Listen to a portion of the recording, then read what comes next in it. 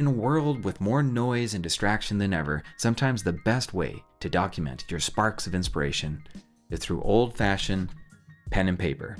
In this video, I'm going to share with you 5 different notebooks that I absolutely love. I want to go over how I've implemented them into my life, the specific purposes that each of them has served me, and to give you all some helpful resources for your own analog journey. Let's begin. Notebook 1. The Hobonichi Techo A6. Let's talk about this pocket-sized notebook and why I love it so much. Hobonichi, as you can guess, is a Japanese company. At first, I was a little worried about this because it's just this sort of cardboard material. Now that being said, I've taken this on to conferences to travel with it. I've stuffed it into different suitcases and that sort of thing, and it actually has held up pretty well considering that there are a lot of pages in here, and I can't remember the exact count. Oh, actually I can because I've numbered them myself. This is page 237. So I think we have about 240 pages in here. What I like about it is how flat this thing lies. So no matter what page you're on, you get the maximum amount of actual paper real estate that you can write on. Now for the 16 months that I was using the Hobonichi, these blue markers did not exist. I put them on specifically for this video so I could open up and just show you kind of how I was using it. And you can see here, it's a sketch. I was trying to sketch out sort of this sense of what the Ideaverse would actually look like. You can see an idea of that there. And then right next to it, we actually have just some tasks and to-dos. So when it comes to the sense-making archetypes, and I'll talk about how you can find out what your dominant archetypes are later, on this single page, we have creative and producer, and they're just going hand in hand. They're both pros and cons to that, and sometimes I like mixing things up, and currently I like keeping them separated, and you'll see that shortly. So if you're curious about using this, something to know is that the paper is really thin, and that's both a disadvantage and an advantage. Now, if you're curious about dotted versus grid versus lined, I'm someone who in all my notebooks never wants to use lined, and I prefer dotted more often than not. And if you really look closely, you can notice a couple things here. One, you can see the thinness of the page and where it's bleeding through, but you might also be able to pick up on this really soft grid where it's almost like a bunch of tiny little dots. Actually, they are just a bunch of tiny little dots. So it's a really soft grid. It's not overbearing, and it really allows your marks to be the things that draw the eye, not the grid itself. Now, in the extended cut, just for the YouTube members, I will go into more details about how I personally use the Hobonichi, and we'll cover all these different blue markers so you can see examples of that. So in summary, this notebook was great at capturing thoughts quickly, and I love the form factor and portability. But these days, I usually like a notebook that is a bit more protected and a little bit larger in size. And that leads me to our next notebook, Notebook 2, the Kyoku Ring Notebook, dotted in rare B5 size. And let's compare it to A6. So you can see here, that's a substantial difference in size. The B5 is much bigger, and later in this video, we'll compare it to a very standard A5 notebook, and we'll see how the A5 stacks up with these two. Why do I like the Kyoku so much? I think it starts with a different phase in my life when I was working on TV shows and different productions, and I needed something that felt a little bit more sturdy, right? And bendable and adaptable. And this spiral bound notebook was really fantastic because that allowed me to open this up, and it's really big right now, but I could just do this and then I'm half the size. The first thing that you'll notice is it has this protective cover, and that is what really helps it feel like it's not going to break. The spiral bound notebook is a nice metal, and then we have this back cardboard that also has a lot of bend to it, and I'm really not worried about bending it. Now, the pages themselves are not as thin as the Hobonichi. It has just a tiny amount of a sort of a glossy feel to it, but it's not over the top. I've definitely dealt with notebooks that are a lot worse there. So overall, I truly feel like the Kyoku is a hidden gem when it comes to notebooks. It does everything right, and that's especially true if you like this B5 form factor with the ability to fold it in half at any time. Now, there are a few caveats, a few things to be aware of. Every now and then I would take this to a coffee shop, and I would get to a coffee table and it would have like breadcrumbs and muffin crumbs, maybe like a stain from coffee. And now if I were to fold this in half, it's like, I don't want to put my notes on muffin crumbs. And that's less of a problem when you have an actual backing on the rest of the notebooks I'll be showing you today. So that's the disadvantage of the spiral bound if you find yourself traveling a lot and you're putting the notebook on not the cleanest surfaces all the time.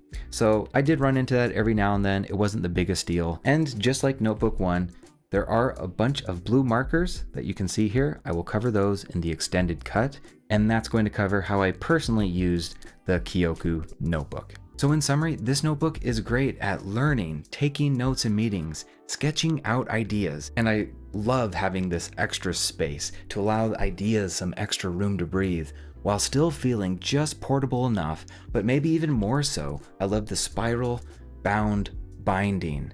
That's amazing, paired with the dots on the inside with this nice quality of paper. And it's so good that I've not only used it once, I've actually used it twice, and this one is completely filled out as well. And because I like it so much and I'm worried they're going to stop making them, I have a third one in the future for future me when the time is right and I want to pick up my next Kyoku. But as much as I love the Kyoku, I still wanted something that felt a little bit, I don't know, cozier, a little bit more protected, and that leads us to notebook number 3, the Leuchtturm Bauhaus. By the way, if you're looking for more ways to deepen your thinking practice so you can develop your ideas, check out this free quiz to discover your sense-making archetypes so you can apply them to your notebooks, your apps, or anything that's helping you develop your thoughts. Okay, back to notebook 3. Leuchtturm is a German company, and they're just one of the best. Why I like this is now we have a lot more protection. This feels sturdy. It just feels good. Now, how does it look when I'm trying to open it up? It actually sits pretty flat. I won't say it's as flat as our Hobonichi, which you can see almost bends backwards upon itself, but it gets the job done. It's a dotted grid, and you can see how I'm currently using it. For those of you that like to save the page you're on, there are a few page savers. And then also in the back, there's a nice little slot if you have any spare paper that you want to put here. Also, you can buy some accessories, and this is where you can slot your pen. Now, these need to be thinner pens. Unfortunately, I have always been that Pilot G2 sort of person, and they don't fit this way.